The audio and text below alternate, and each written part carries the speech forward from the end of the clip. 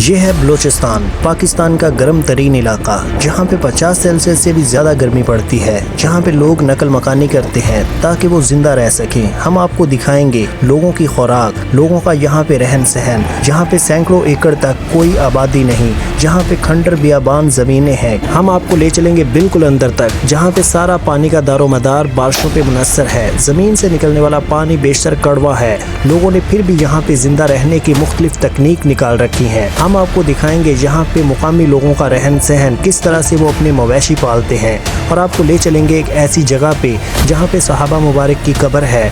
बहुत ही रास्ता मुश्किल और तवील है, काफ़ी सारी चीज़ें हैं दिखाने के लिए, तो वीडियो को कंप्लीट देखिए।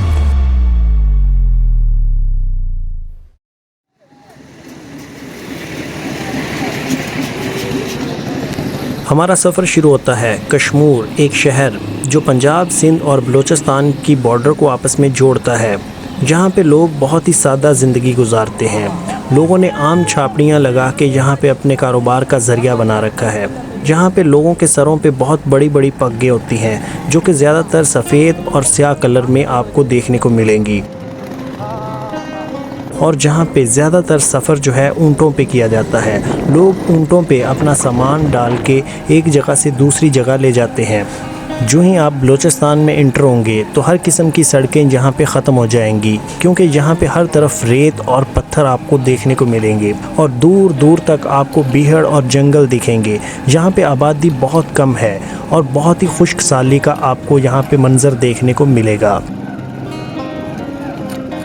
यहाँ पे बारिशें बहुत कम होती हैं, जिसकी वजह से जगह जगह पे आपको खड्डे और पत्थर देखने को मिलेंगे। यहाँ पे आज भी ज़्यादातर लोग ऊँटों और घोड़ों का इस्तेमाल करते हैं अपना सामान एक जगह से दूसरी जगह मुंतकिल करने के लिए।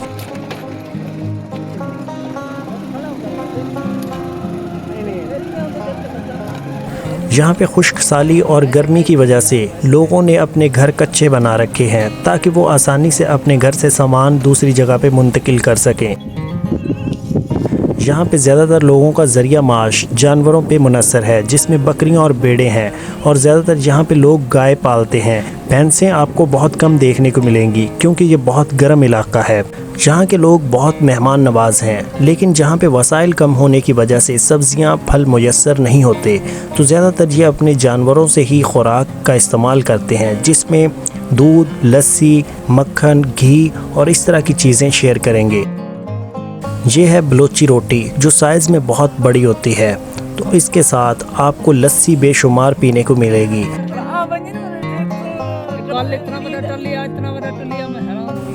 ज़मीन का पानी कड़वा होने की वजह से लोग चश्मों से पानी दूर दूर से भर के लाते हैं, जिसमें ज़्यादातर इनकी ख़वातीन होती हैं, जो कि सुबह के वक्त जब ठंडा वक्त होता है तो वो पानी भर के लाती हैं, और ये पानी सारा दिन छाँव में रख के इस्तेमाल किया जाता है।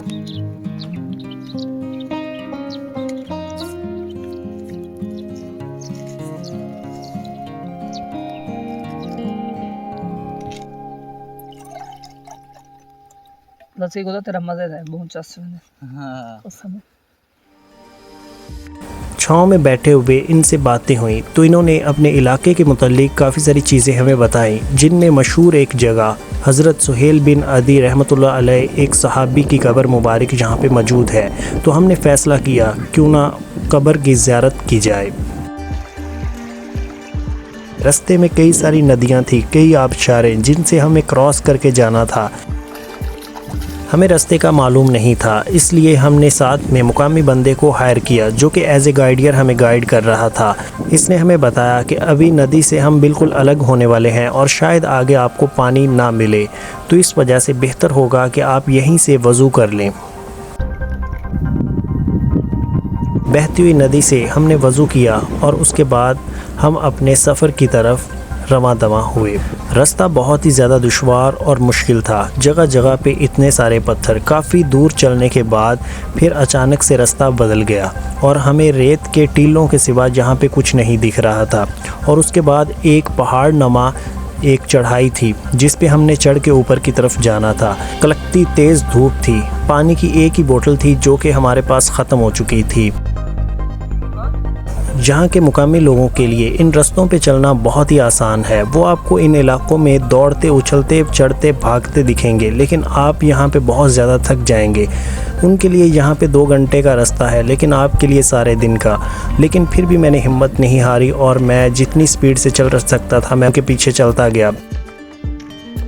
हालांकि 2 घंटे का सफ़र था, लेकिन हमें 4 घंटे हो गए इसी तरह मतवातर चलते हुए, क्योंकि रास्ते में जगह जगह पे इतने ज़्यादा पत्थर थे कि ज़रा सा आपका पाँव टेढ़ा रखा और आपके पाँव में मोच या आप गिर के चोट खा सकते थे। और जहाँ तक आपकी नज़र जाएगी आपको पत्थरों के सिवा कुछ भी नहीं दिखेगा। पत्थरों पे यहाँ पे एरोज़ के निशान हैं जो कि बताते हैं कि आपने किस तरफ जाना है, लेकिन दूर दूर तक आपको कोई भी सहाबा की कब्र नज़र नहीं आती, जो कि आपको डीमोटिवेट करती है।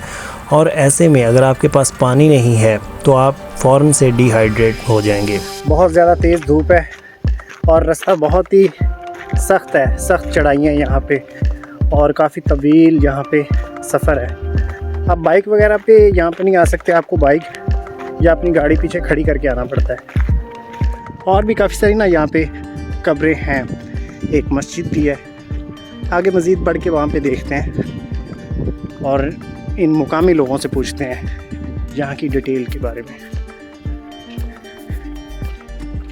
हाँ पानी दे अच्छा दे, पीला है। ठीक है। ओ बैग पी, बड़ा प्यारा पानी है। यहाँ पे जी क्योंकि काफ़ी ज़्यादा गर्मी है ना, इस वजह से प्यास काफ़ी लग जाती है, तो आप पानी वानी का यहाँ पे बंदोबस्त करके आएँ, बोतल वगैरह लेके आएँ। वो बकरा मैंने ये पानी आप चश्मे से लाते हैं नीचे? चश्मे से। ये पाइप उधर से आ रहा है? सही। तो ये यहाँ पे पड़ा गर्म नहीं हो जाता? गर्म हो जाता है।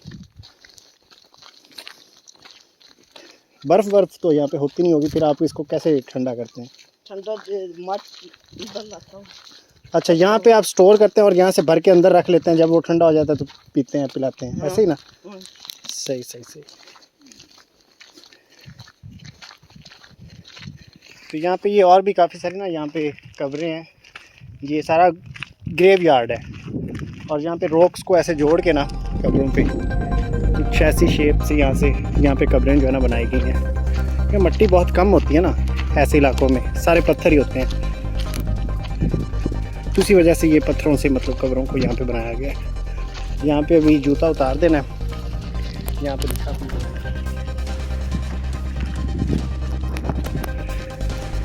और यहाँ से आप आगे पैदल जाएंगे। यह है कब्र जिसके चारों अतराफ में जानवरों से महफूज रखने के लिए 4 दीवारी की गई है।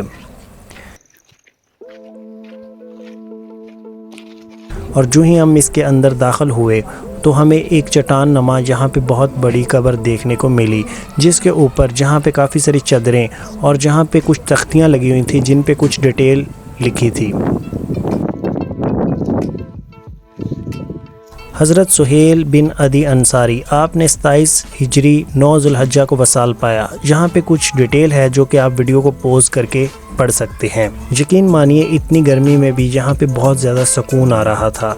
हमने फ़ैसला किया कुछ देर यहाँ पे बैठ के यहाँ पे कुछ फ़ातिहा ख़वानी करें और उसके बाद फिर हम यहाँ से चले जाएंगे। जहाँ पे चारों तरफ आपको दीवार नमा जहाँ पे चट्टानें दिखेंगी और बड़े बड़े पहाड़ होंगे जिनके दरमियान में ये कब्र जहाँ पे मौजूद है। और इतने अरसे से लोगों ने यहाँ पे इसको महफूज रखा है। लोग यहाँ पे आते हैं लेकिन बहुत कम, क्योंकि रास्ता बहुत तवील और मुश्किल है। हमने यहाँ पे ज़ियारत की और इर्द गिर्द के इलाके को यहाँ पे बगौर देखा। यहाँ पे दरख्त हैं जिनको लोकल ज़बान में वन कहा जाता है और ये ही आपको जहाँ पे देखने को मिलेंगे। हमारे दोस्तों को इनवाइट किया गया था एक शादी पे, तो हमने सोचा क्यों ना यहाँ पे बलोचियों की शादी भी देख ली जाए कि यहाँ पे बलोचिस्तान में शादी किस तरह से मनाई जाती है। यहाँ पे रास्ते में हमने देखा इनके मवेशियों को। यहाँ पे कुछ गाय थीं जो कि यहाँ पे चर रही थीं, लेकिन यहाँ पे घास का नामो निशान नहीं था। छोटे छोटे तिनके थे जो कि यहाँ पे ये चर रही थीं।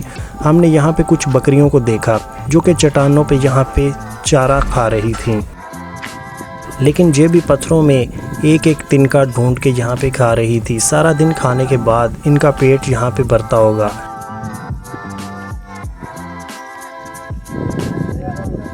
यहाँ पे लोग आज भी घोड़ों पे सवारी करते हैं, क्योंकि यहाँ पे चलना बहुत मुश्किल है, तो लोग यहाँ पे इसी तरह की सवारियों का इस्तेमाल करते हैं। अभी हम पहुंच गए शादी पे, और जहां पे वलीमा था सभी लोग ऐसे बैठे थे जैसे देहाती इलाकों में चौधरी बैठे होते हैं, अकड़ के, बन ठन के। लेकिन जो ही यहाँ पे शाम हुई तो सब बड़े छोटे यहाँ पे मिल के रक्स करने लगे। जहाँ पे इनका डांस देख के बहुत अच्छा लगा और एक अलग कल्चर जहाँ पे ये प्रेजेंट कर रहे थे। ये है बलोची डांस, जिसको लोकल ज़बान में झूमर बोला जाता है।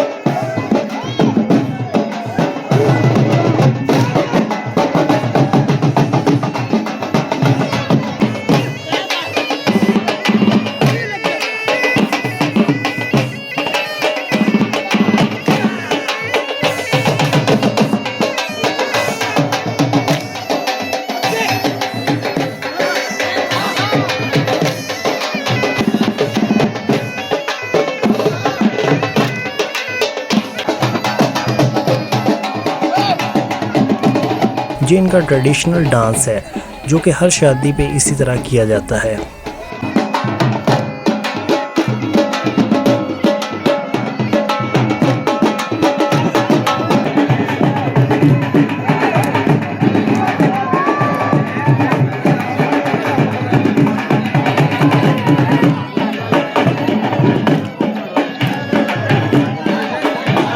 और इस डांस में बच्चे, बूढ़े, जवान सभी मिलके हिस्सा लेते हैं और सभी इसी तरह चारों तरफ से दूल्हे को घेर लेते हैं और इसी तरह अपना रिवायती रक्स यहाँ पे करते हैं।